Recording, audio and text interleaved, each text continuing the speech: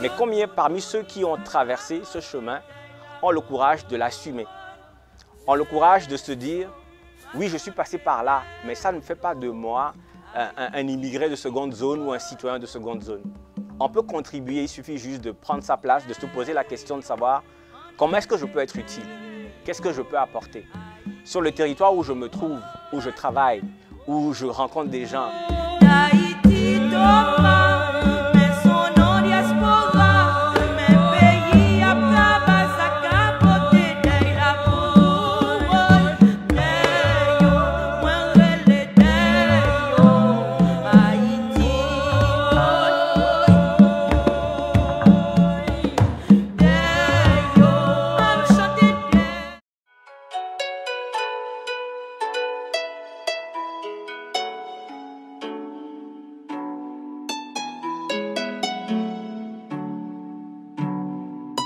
Alors bonjour à tous, très heureuse d'être là pour le lancement du livre « Je n'ai pas choisi de partir de Lovejoy à ma vie ».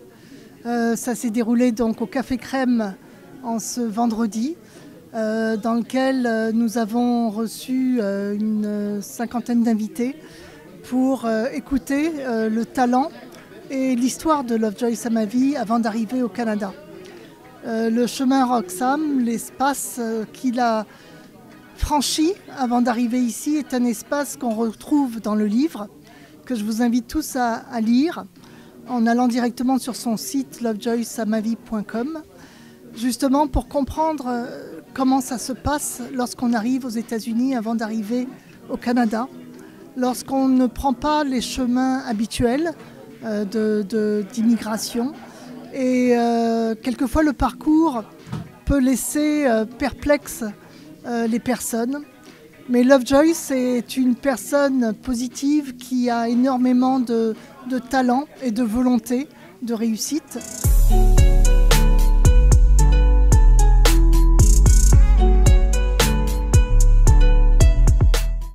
Le premier mot de ce lancement sera gratitude. Je le dis depuis que j'ai commencé à faire la promo de ce livre. Gratitude parce que je suis reconnaissant envers cette histoire, ce témoignage que je fais. Et je suis encore plus reconnaissant de retrouver des gens que j'ai croisés ici, côtoyés, connus ici, et qui sont venus, qui ont pris sur leur temps de venir me soutenir ici. Donc, le premier mot serait reconnaissance. Le second mot serait engagement. Engagement parce que c'est vrai que je suis engagé dans plein d'histoires et plein de trucs, mais avec ce livre, je reprends un autre engagement. Celui de parler du chemin Roxham, de parler de l'immigration au Québec, au Canada, et de parler aussi des défis de l'intégration. Alors, je suis Marie-Hélène Chrétien, donc je suis directrice du Relais pour la vie de la Société canadienne du cancer. Avec Lovejoy, on travaille pour cette belle cause-là ensemble depuis 4 ans, et c'est aussi devenu un ami. Par la force des choses, une personne très impressionnante, une personne très résiliente que j'aime beaucoup, avec une histoire extraordinaire, et c'est sûr que je n'allais pas manquer le lancement de ce livre-là que j'ai hâte de lire, même si je connais un peu cette histoire-là puisque j'en ai discuté avec lui déjà beaucoup.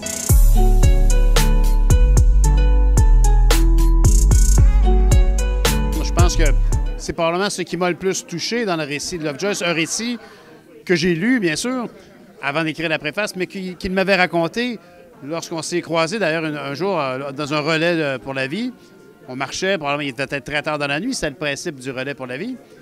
Et il m'a raconté son histoire. J'ai trouvé ça tellement beau, tellement touchant, parce que je connaissais ce gars-là pour son dynamisme, pas pour son histoire. Je le connaissais parce que je le croisais dans ma communauté. Il était tellement dynamique, il apportait tellement à l'organisme Le Réveil pour lequel il travaillait. Et là, ça m'a intéressé de savoir son histoire. Quand j'ai su tout ça, j'ai fait comme... C'est quand même merveilleux, comme illustration, justement, de la valeur de chacune des vies de ces gens qui traversent nos frontières, avec tout le bagage qu'ils amènent avec eux. J'avoue que j'étais très anxieux depuis que j'ai décidé que le 23 septembre, je vais lancer mon livre. Et quand je n'avais pas de réponse à mes invitations, je commençais à m'inquiéter en me disant peut-être qu'il n'y aura personne, que les gens ne s'intéressent pas assez à cette histoire. Puis quelque chose m'a dit, les énergies sont alignées. Il faut laisser les énergies amener ceux qui doivent venir. Et là, le 15 septembre, il y a eu une vidéo sur le chômeur Roxham. Et le 16 septembre, j'annonçais que le 23, justement, ce que j'annonçais avec un teaser, c'était une sortie de livre sur le chômeur Roxham. C'était aligné. Ensuite, j'ai commencé à faire des invitations à gauche et à droite. Et puis, les personnes sur lesquelles je pouvais compter tout de suite m'ont confirmé qu'elles seront là. Et ce matin, je devais aller au chômeur Roxham pour aller rencontrer Radio-Canada.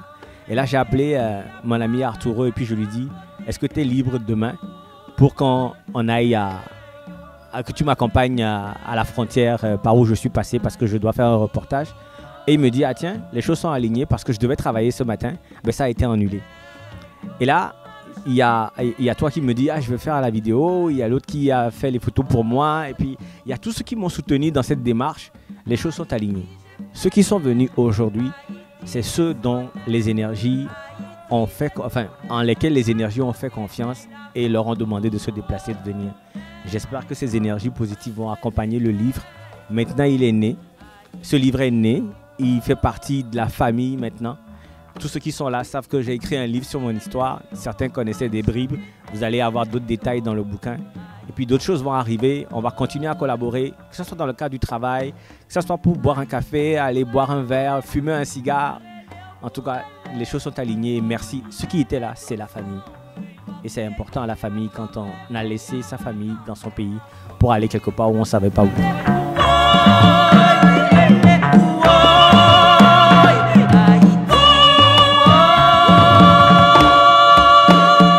Je m'appelle Audrey McKinnon, je suis directrice générale du Réseau québécois pour la réussite éducative. Donc, je travaille étroitement avec Lovejoyce. Je connaissais un peu l'histoire de Lovejoyce. Le lancement ce soir m'a permis de mieux comprendre l'impact de ce passage, de ce chemin Roxham dans la vie de Lovejoyce, mais aussi dans la vie de possiblement des milliers d'autres immigrants. Puis, c'est très, très émouvant d'entendre cette histoire-là. C'est très émouvant de le voir, le raconter. Et